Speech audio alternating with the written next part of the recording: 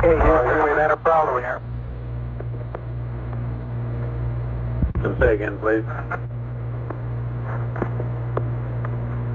Houston, we had a problem.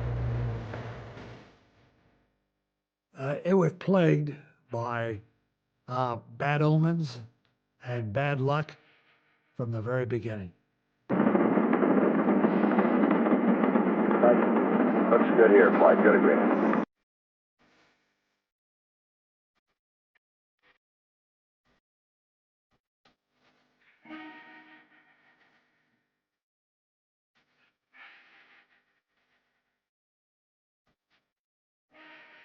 Years before the flight, when the spacecraft was being built, a damaged liquid oxygen tank was installed in the spacecraft.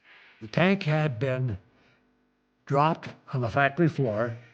A little piece of plumbing had prevented the normal procedure for removing oxygen after a routine test prior to the flight. And then on the day before flight, we filled up the tank again with liquid oxygen, and it was a bomb waiting to go off.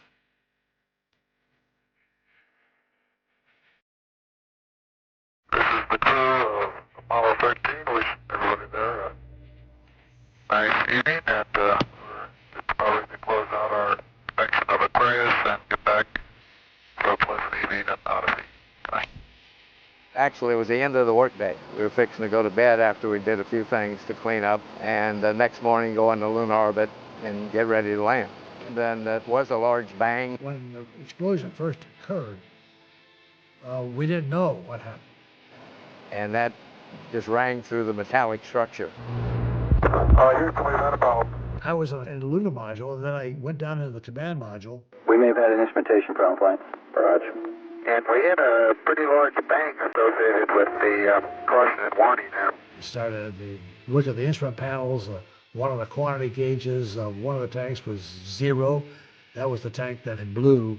I then looked out the window and saw escaping at a high rate of speed a gaseous oxygen, because the explosion occurred on the damaged tank, but that also ruptured the second tank, just blew the entire side of the spacecraft off. My immediate feeling was just a sick feeling of pit of my stomach of disappointment. I knew we had lost the landing. And from then on, it was not a third landing on the moon, but a survival of how to get home. Okay, I want you to double check my arithmetic to make sure we got a good course of line. Go flight. How's the arithmetic? Stand by, we're checking. At the time, it's scary as the devil, and we were handling something that we knew was out of control. And every team that came on was dealing with a major set of problems to deal with. They just jumped to the task, and they knew what they had to do.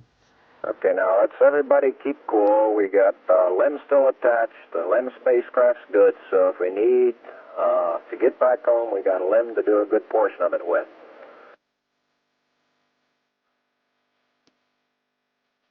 One of the biggest things we had to do in the dying moments of the electrical system in the command module was to transfer the guidance system and transfer the angle numbers from the command module to the lunar module. And we only had about 15 minutes to do that. About 20 minutes after the explosion, it was obvious that we weren't coming to a landing in the moon. We were going to go around it. Glenn had already been down in the trench with trajectory guys and came up with 5 trajectory return to Earth options. So we would have missed the Earth had we done nothing. So the first thing was to get us in the right direction to go around the moon.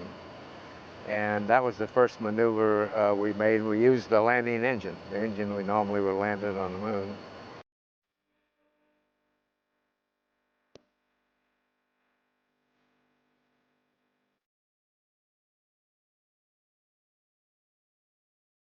Everybody seemed to be moving in the right directions without being directed. Everybody had a sense of what had to be done. The training guys brought the simulators up over there, and the crews were over in the simulators tracking virtually everything they were doing. Every configuration change that was proposed to be done was already being worked over in the simulators there. So you started getting answers from all these various directions.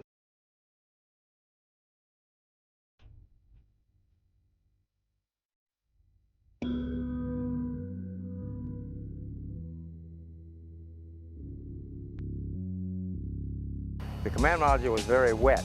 There was water everywhere. In the LEM, there's no inner walls, so you could see water on all the connectors, wire bundles, plumbing, every turn of glob of water. And the command module, we actually had to get towels out to wipe off the instrument panel to see the instruments. We copied that report from Jim Lovell of service module separation at 138 hours. And there's one whole side of that spacecraft missing. Is that right? Okay, copy that. Farewell, Aquarius. Thank you. So it was a question of getting this entire world geared and oriented to one single job: get the crew home. Teamwork was necessary. Good leadership, initiative to think outside of the box. When things go wrong, how do we repair them? Those are the three things that were absolutely necessary. I was most proud of being in this team that knew what they had to do. And there was no doubt about it. The team completely faced up to what had to be done. In this case, it was a survival challenge that we were faced with. So there you are, we pulled that off.